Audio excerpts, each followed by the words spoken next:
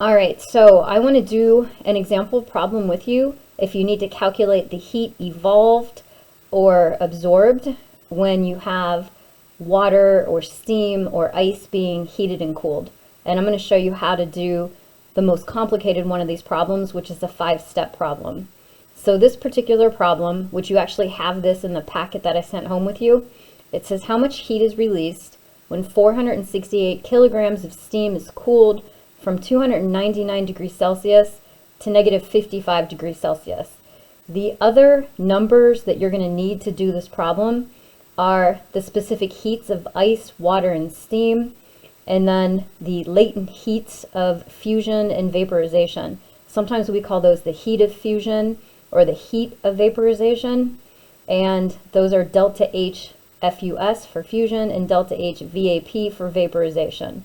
If you look at the units of these constants, the specific heats are joules per gram times degree Celsius, and the heats of fusion and vaporization are just joules per gram. So let's look at what's actually happening here, and I drew out a cooling curve for you, because this is saying I have 468 kilograms, which is 468,000 grams, and I'm cooling it from 299 degrees Celsius to negative 55.0 degrees Celsius. So in this particular graph that I drew, we're starting out at 299 degrees Celsius, and then we're cooling it down to 100 degrees Celsius, at which point in time you have a phase change. So you're going from steam to water. And then you're cooling the water down to 0 degrees Celsius. And again, you have a phase change. You're going from liquid to solid. You're turning into ice. And then we're cooling the solid even further down to negative 55 degrees Celsius. So there's 5 different points to this cooling curve. And if I'm cooling something down, then your heat is going to be released and your Q will be negative. But you need to do this particular problem in 5 steps. In the previous set of problems, we were only in this part of this curve, the Q equals MC delta T.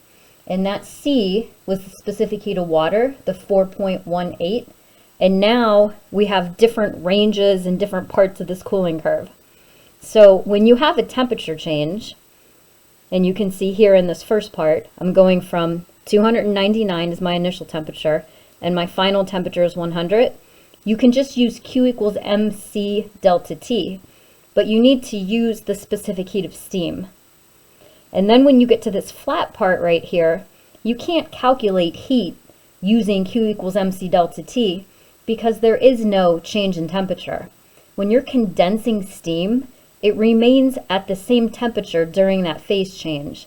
So the equation that you need to use is Q equals M times the heat of vaporization. And that's a constant, and that value will be given to you. It's 334, it's 2,260 joules per gram. So you just take your mass in grams and multiply it by your heat of vaporization, that 2260. When you get to this part, you can use Q equals MC delta T. Your C is your specific heat of your water, the 4.184. The mass is the same as it is all throughout. And your delta T, your initial temperature is 100, your final temperature is 0. So your delta T will be 0 minus 100, which makes this term negative. All of these Q's should be negative because you're cooling off, you're losing heat, you're releasing heat. Down here, when you get to the flat part of the curve, that's the phase change again. So you're just taking liquid water and you're freezing it. And during a phase change, there's no change in temperature. So this equation is Q equals M times the heat of fusion. The heat of fusion will be given to you, and that's 334 joules per gram. And when you're at these flat parts of the curve, your heat of fusion and heat of vaporization should be negative. All of these Q's will be negative. So you need to remember to make that your mass times negative 334 joules per gram. And then you get down to this last part, and there's a separate specific heat for ice, and that will be given to you as well. And you'll just do your Q equals your mass times your specific heat of ice times your change in temperature.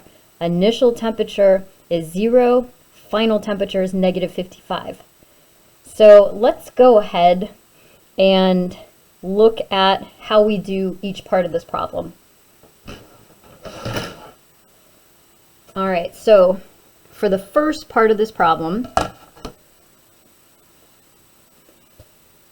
which is at the top here, I have, when you're cooling the steam, you're going to put in your 468,000 and you need grams. Your specific heat for steam is 2.03. Your delta T is 100 minus 299. So you get negative 1.89 times 10 to the 8th joules for that particular step. When you go to the second step, now we're at the phase change part. So now we're just calculating this flat part of the curve here. How much heat does it take to basically condense steam into liquid? And the only thing you need there is the mass, which is the 468,000, times the heat of vaporization, but it's negative. So then you get negative 1.06 times 10 to the 9th joules. The next part of the problem, you're basically just cooling the water. So you use mc delta T. Again, mass is just your 468,000. Your specific heat of water is 4.184. Your delta T, T final, you're going to 0, you're starting at 100. So for step 1 and 3, your delta T term forces these two to be negative.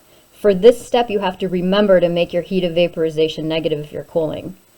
Then we move down to the next part. And for the next part, we have a phase change. So we're going from our liquid to our solid.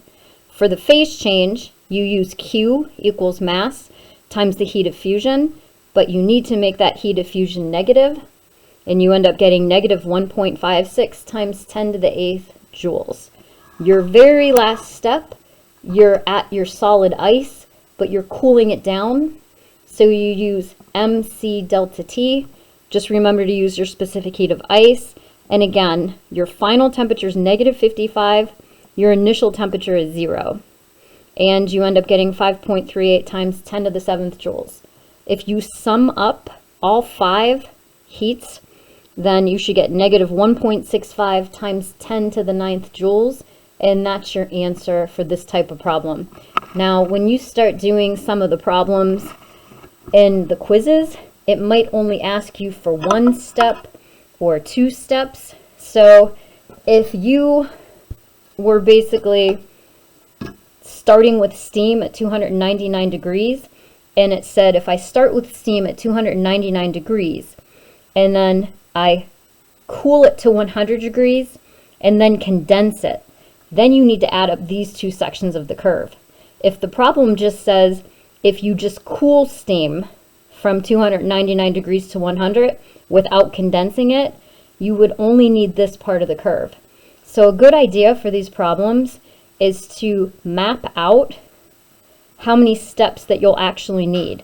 The y-axis is your temperature in degrees C. The x is heat added. You don't necessarily have to worry about those units.